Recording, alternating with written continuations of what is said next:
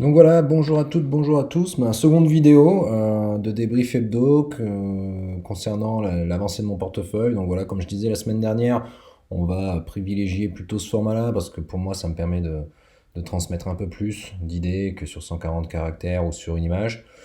Donc voilà, on va pouvoir commencer. Ce que je disais la semaine dernière simplement sur le CAC 40, c'est que moi j'invitais quand même à la prudence. On était plutôt sur, moi j'étais plutôt sur un biais en tout cas faible, flat moins, plutôt neutre baissier, tant qu'on était donc sous cette robe et puis également sous cette moyenne mobile 7 jours, quoi. Et on voit en fait qu'à partir de mardi, on l'a explosé avec un gap haussier. On est venu directement jouer avec la robe qui montre bien sa pertinence. Et puis aujourd'hui, on la casse et même s'il est actuellement 15h20 et qu'on n'a pas clôturé et qu'on peut toujours avoir, je dirais, une panique un peu baissière en clôture, on est aujourd'hui, moi je suis redevenu, on va dire, de neutre négatif à neutre positif, quoi. Comme je dis toujours, quoi, les marchés, c'est pas manichéen. On va pas passer de tout noir à tout blanc, de all-in à all-out. Donc on est pour l'instant dans un range de consolidation court terme. Et donc là-dessus, on va repasser un petit peu positif. Donc depuis qu'on a passé la MM7 et la robe, on peut recommencer à acheter sur des setups court terme assez sereinement. Ce qui me plaît bien aussi, en fait, on l'avait vu, on a eu également le breakout sur le RSI, on a la MACD qui est comme je l'aime. Moi, c'est un outil que j'utilise beaucoup, la MACD. En tout cas, j'ai un bon feeling avec cet indicateur qui n'est pas toujours le plus utilisé. Mais voilà, là, en tout cas, on est en train de faire un bon chandelier. Et puis on va pouvoir aller rattaquer le gap et même les 6000 points, j'ai envie de dire, hein.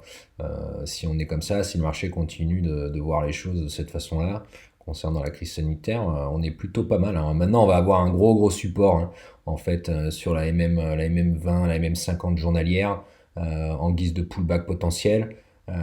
Et la MM7 qui va venir monter, mais grosso modo, maintenant, j'ai envie de dire, là, sur les 5500, au-dessus des 5550, 5570, on va pas revenir paniquer et remettre en jeu ce que je viens de vous dire, quoi. Voilà, donc maintenant je vous propose de passer la watchlist que j'ai partagée la semaine dernière avec donc les abonnés de mon compte Slack, que vous pouvez également suivre et rejoindre via le site web. Je rappelle le color coding. Ce qui est en jaune, c'est les actions que je détiens actuellement. Ce qui est en vert, c'est les actions que je détiens et sur lesquelles je suis en fort gain. C'est-à-dire que j'ai soldé un TP1, j'ai soldé un TP2 et il reste encore un TP3 en guise de reliquat. Et puis, voilà, puis en rose violet, on va dire, c'est ce que je suis un peu plus que le reste de la watchlist, quoi. Après, j'ai d'autres, vous voyez, j'ai d'autres watchlists, hein. J'ai une watchlist, j'ai un backlog, j'ai d'autres sujets sur du moyen terme, long terme, des USA, le rendement, qu'est-ce que je vois en recovery, en OPable, en décote, mais voilà, impossible de faire le tour maintenant. Le but, c'est de passer en revue donc cette watchlist dès maintenant et en commençant avec Verimatrix. Donc j'ai eu une semaine en fait également pour vous dire assez passive, hein, comme souvent parce que voilà, moi je suis pas disponible tout le long de la journée. J'ai eu 2 à 3 jours, je dirais, intenses côté travail qui m'ont fait passer plusieurs journées off market.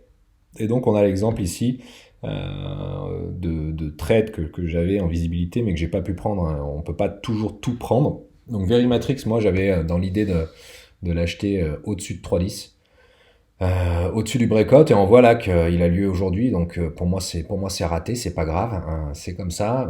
On voit le non croisement MACD également qui est plutôt positif, et là donc du coup tant qu'on n'aura pas cassé, il faut voir la clôture, hein, mais voilà, si on casse les 3,20, on va aller viser rapidement les 3,60, je pense. Et puis toujours, voilà, on a validé quand même des beaux supports à court terme, donc on peut continuer d'être positif sur la valeur, quoi. Dommage pour moi. Euronav également, plutôt bien. Donc moi j'ai renforcé cette semaine. Euronav, j'y crois sur ce dossier-là. Il y a le dividende qui arrive, je crois, à la fin du mois. Ils l'ont confirmé. Pour moi, c'est plus du moyen terme également, mais on peut voir aujourd'hui que sur le court terme, on peut confirmer un peu cette robe désormais plutôt que celle-ci. Euh, donc voilà, à suivre. On est en train de congestionner en fait en court terme. Mais moi, c'est plutôt sur de l'hebdo, hein, que je la suis, cette valeur-là. En hebdo, voilà, moi, je pense qu'on peut aller si on passe les 7,30, et si on pourra aller rejoindre, je pense, enfin, techniquement, moi je vise quand même un retour sur les 10 euros à long terme. Je précise le long terme. Voilà. AST Group, que j'ai voulu renseigner ici, on voit, donc en fait, ben là c'est assez intéressant ce qui se passe maintenant, on pourrait presque acheter pendant la vidéo, mais voilà, voilà, on a 4,49 4,49 qui est un point, donc on l'a vu tout à l'heure, un triple top hebdomadaire, on l'a eu ici, on l'a là, on l'a une seconde fois, et pourquoi je l'ai rentré cette semaine dans la watchlist, c'est simplement parce que on avait donc une confirmation également des 4,35 à breaker pour aller voir les 4,49. Donc on l'a fait directement, on voit le soutien des MM, on voit la MACD qui est comme je l'aime, hein, moi je l'utilise beaucoup hein, quand même pour signal. On voit souvent, voilà, on voit qu'ici par exemple, quand on est en territoire positif et qu'elle commence à s'ouvrir, eh ben, on voit qu'on prend une bonne partie du trend. Donc moi c'est ça que j'aime et vous le verrez sur pas mal de mes plans, c'est comme ça que je l'utilise. Voilà, donc AST Group, ouais, ben, bim, hein, ça fait boom encore, c'est pas grave. Carrefour, ben, là par contre, je l'ai pris cette semaine en anticipation sur les 14 euros, qui me paraissait un bon point pivot, un bon soutien MM200. Voilà, je pense qu'on n'a pas fini d'en entendre parler, même si ça se calme un peu de façon médiatique. On voit également que, ouais, ici, là, on a une zone, quoi, également à court terme, qui va venir être conjuguée avec la MM20 journalière. Mais grosso modo, ouais, 14,80 pour confirmer, pour aller jouer le gap déjà. Showroom privé, je l'ai pris cette semaine sur cassure sur cassure des 3, sur cassure de ce plus haut là, le 3,08. Donc moi je laisse filer ça. C'est également assez puissant. Le seul bémol, c'est on pourrait se dire que sur le RSI, on a peut-être une sorte de pullback en fait haussier suite à la première baisse, mais pour l'instant, tant qu'on est au-dessus, tant qu'on fait des nouveaux plus hauts, de plus en plus haut, j'ai envie de dire, on suit le trend. C'est pas vraiment problématique, moi là-dessus, voilà. Je vais laisser courir au moins j'ai pas vraiment d'objectif encore, mais je vais laisser courir le trend.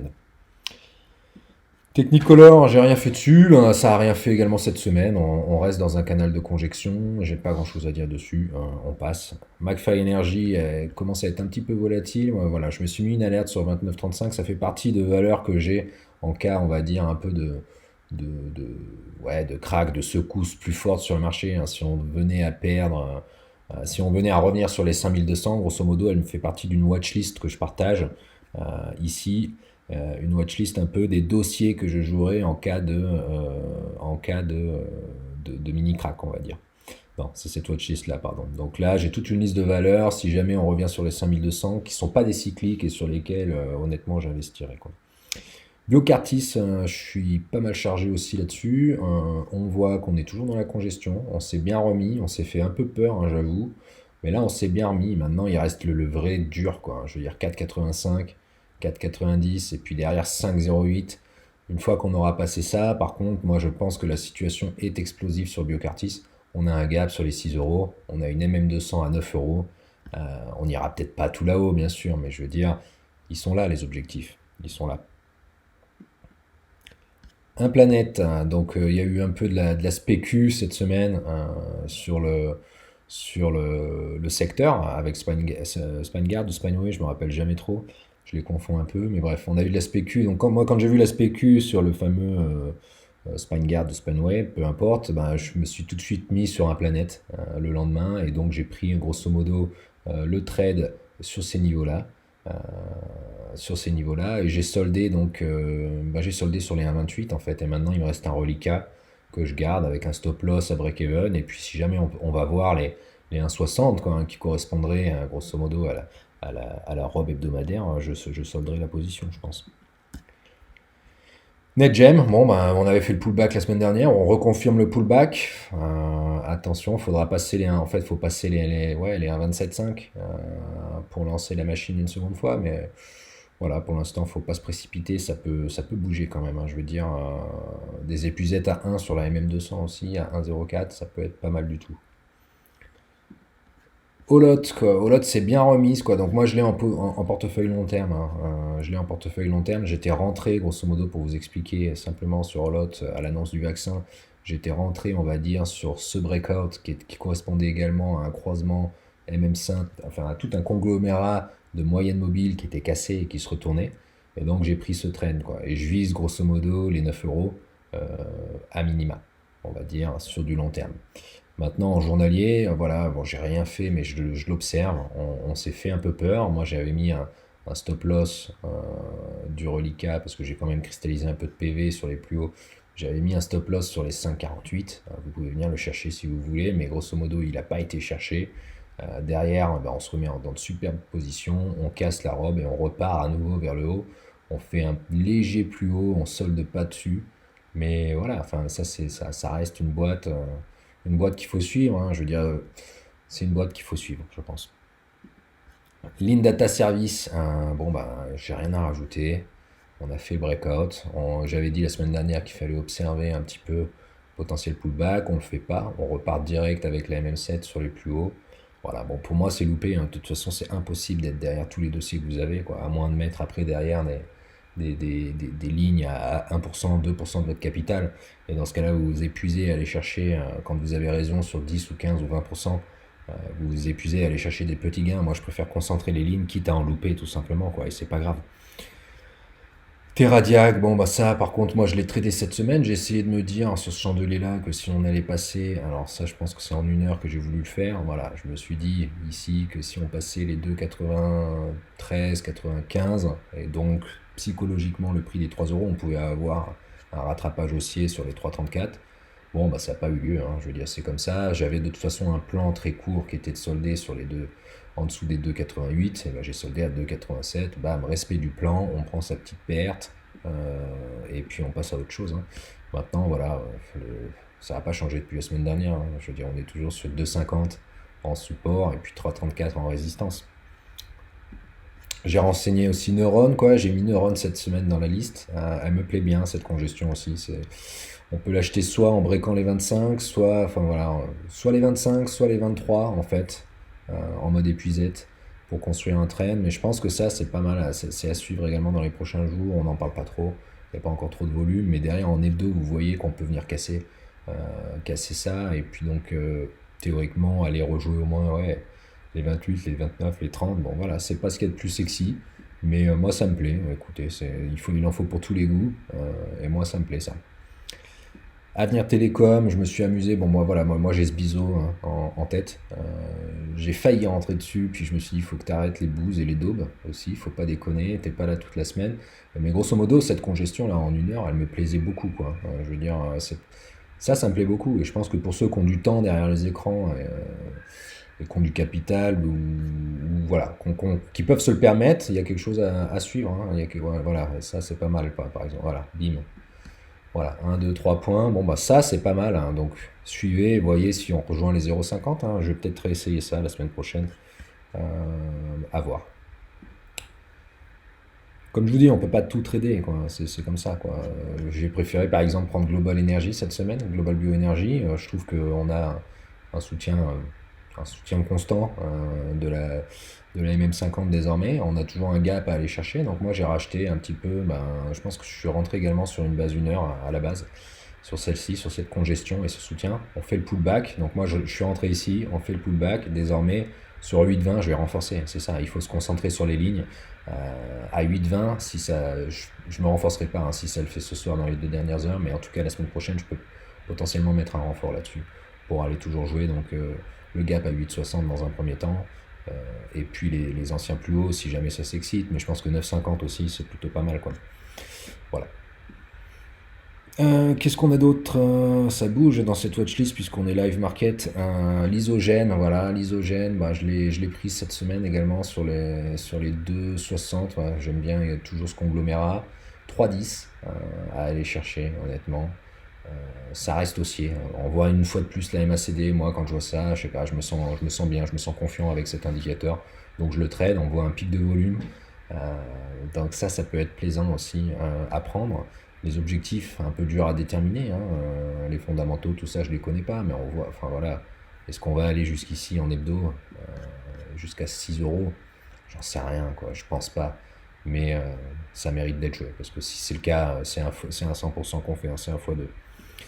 À thème aussi, ben voilà pourquoi aussi faut pas se faire mal quand on loupe quelque chose, hein. Moi je l'avais la semaine dernière, je l'ai depuis plusieurs mois, je l'ai pas pris, je l'ai trouvé un peu mollassonne. Et derrière, hier, on a un gros break. Moi j'étais pas là, je l'ai même pas vu. On va sur les 19 et puis là on fait une mèche de vente. Donc voilà, c'est positif. Après, sincèrement, c'est pas une action qui m'excite des masses, hein. Ouais, je vois pas. Voilà. C'est bien pour ceux qui n'ont pas le temps de suivre non plus, mais voilà, on voit quand même qu'on fait un peu une mèche. Je laisserai retomber. Serge Ferrari, pareil, moi j'ai pas pu la suivre, hein, mais on voit qu'il y a un peu de vente, il y a un peu de prise de profit à court terme. Franchement, on a des niveaux de support sur les 6,92, 6,56 et 6 euros qui peuvent permettre de rentrer à bon prix. Moi je cours pas derrière le papier en ce moment, euh, mais ça peut être intéressant, quoi. Égide RAS, hein, je pense, RAS, hein, sincèrement, on est toujours dans la congestion, on n'a pas activé aucun des points. Moi j'ai un renfort sur les 0,90. Vu la liquidité du titre, je devrais pas trop le dire, mais voilà, je vais tripler ma position sur cette base-là. Et puis sinon, voilà, c'est plutôt un trade moyen terme en fait que j'ai. Navia, bon, ça a fait couler beaucoup d'encre cette semaine, et ce que je disais, hein, franchement, moi, enfin, le graphe que vous voyez ici, c'est le même graphe, je ne l'ai quasi pas touché depuis que je trade l'action sur cette congestion en novembre, quoi. Donc, ce que je veux dire, en fait, c'est simplement apprenez à vous faire confiance euh, sur vos analyses. Essayez d'éviter d'écouter tout le bruit qu'il peut y avoir sur Twitter entre ceux qui annoncent la fin du monde et ceux qui annoncent l'opportunité du siècle. Voilà, je veux dire, tout était dans le graphe. Voilà, je l'ai pris sur cette congestion. Hier, on voit qu'ici, en fait, on a quand même une cassure d'un support à court terme et que derrière, on tient quand même, on fait des pullbacks, on travaille le gap. Derrière, bon, bah, pour ceux qui ont de la chance, on fait toujours, en fait, le premier objectif pour les plus chanceux, les plus opportunistes, mais ça doit aussi correspondre à un profil ultra court terme. Euh, et ben c'est d'acheter pour aller rejoindre la MM7, mais on verra, regardez Terra Nexus, ça marche pas toujours, quoi. Donc simplement en fait, construisez vos plans en fonction de votre psychologie, de votre capital, de votre disponibilité, de votre gestion émotionnelle. Et puis voilà, ce qui se passe sur Twitter, hein, les mecs qui gagnent, les mecs qui surgagnent et qui annoncent faire des performances de malade. Ben, si c'est bien pour eux, s'ils les font, tant mieux, mais concentrez-vous sur votre trading et vos profits à vous. Et puis le but, c'est pas d'être le meilleur. Le but, c'est d'être bon et de gagner. Et chacun fait avec ce qu'il peut et ce qu'il a, quoi. MBWS, Marie Brizard, bon ben voilà, 1,67, ouais, on a touché, voilà, ça m'a intéressé, je l'ai mis dans la watchlist, je voulais voir si ça explosait sur les 1,67, 1,68, je connais pas trop le dossier. Euh, Derrière, moi j'avais quand même ouais, un 55 pour mettre en épuisette, je l'ai pas mis, on voit qu'il y a du support court terme à 1,50, mais on peut aussi aller chercher plus loin, on peut aller creuser, alors là ça se voit pas, on peut aller creuser et chercher, je pense même les 1,30, hein, honnêtement, qui peuvent servir de support. Voilà, bon, j'observe pour l'instant. Je veux dire, le trading, c'est aussi ça, hein, le trading, c'est 80% d'observation et 20% d'action. Donc MBWS, j'ai rien à dire. Claranova, j'ai rien à dire. Mediantech, bon bah voilà, j'ai tracé, si j'ai quelque chose à dire. Je vous avais dit la semaine dernière, je la trouvais quand même assez résiliente dans un marché un peu volatile. On n'avait pas cassé cette robe, j'avais trouvé ça très encourageant. Désormais, hein, c'est plus 6 euros le support, hein. Je pense que c'est 7 euros, hein. Et puis finalement, on confirme également une résistance. Donc là, le marché, on peut avoir un nouveau plan. Le nouveau plan, c'est si on casse les plus hauts, ça va correspondre à la cassure de cette robe. Et je pense qu'on peut aller chercher à nouveau une continuation haussière. Ça va m'intéresser, ça, la semaine prochaine. Novacite, bon bah moi c'est pareil, j'ai rien à dire là-dessus. Je pense que c'est pas la fin du game. Ne me tombez pas dessus, hein, mais moi je pense que j'ai plus rien à jouer dessus. Je vais l'enlever, en fait, tout simplement de la watchlist, hein. Elle m'a suffisamment donné euh, pour ne plus la jouer. De CRSI, continue d'observer, j'ai rien à rajouter pour l'instant. Atari, donc la semaine dernière je vous avais tracé le biseau, cette semaine j'ai tracé également ce support court terme. J'avais plutôt l'idée d'avoir une épuisette là-dessus, comme je vous disais la semaine dernière, et puis en fait, bah voilà, hier je vois du volume, je vois un breakout du RSI déjà dès mercredi qui m'attire, je vois jeudi du volume, et je décide de rentrer sur la cassure des 0,398 Et puis derrière, j'ai comme objectif 0,44,5 et 0,49,20, donc j'ai pas été déclenché. Pour l'instant, voilà, j'ai pas pu. J'ai décidé de pas sortir sur break-even et de continuer le trade, hein. Je pense que ça prend son temps, c'est un peu lent. Mais pour l'instant, moi, je vois ça comme étant un simple retracement, une simple sortie des court-termistes.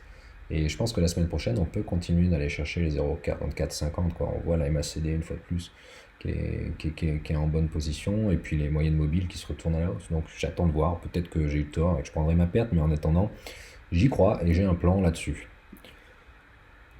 Terra Nexus, bon, bah, oui, si j'allais dire que j'ai rien fait, mais non, j'étais rentré la semaine dernière sur la MM200 avec l'objectif de revenir sur les 13,70 où j'ai soldé avec 10-12% de gain.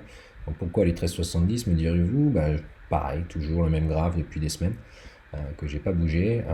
J'avais vu ça lors de la chute comme un point pour un premier point, si vous voulez, une première position long terme. J'ai une deuxième accumulation long terme sur les 10-40, mais j'ai également, c'est pas parce que vous avez un trade long terme que vous pouvez ne pas prendre un trade court terme. Donc moi, j'ai décidé derrière de reprendre un trade court terme également sur la touchette MM200 pour aller rejouer justement le pullback sur la ligne que je vous ai mis des 13,70 en point long terme.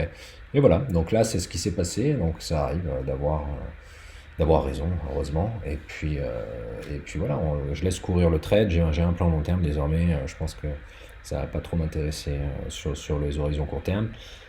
Et je regarde, il doit manquer Safe orthopédique, ça me parle pas des masses, ouais, ça me parle pas trop actuellement, voilà, ça fait pas grand chose. Enfin si, ça fait, il y a des sacrés, pour ceux qui sont en intraday, je pense qu'il y a de quoi faire. Mais aujourd'hui, voilà, moi, c'est pas une configuration qui me parle. Je pense que ça a encore besoin de construction.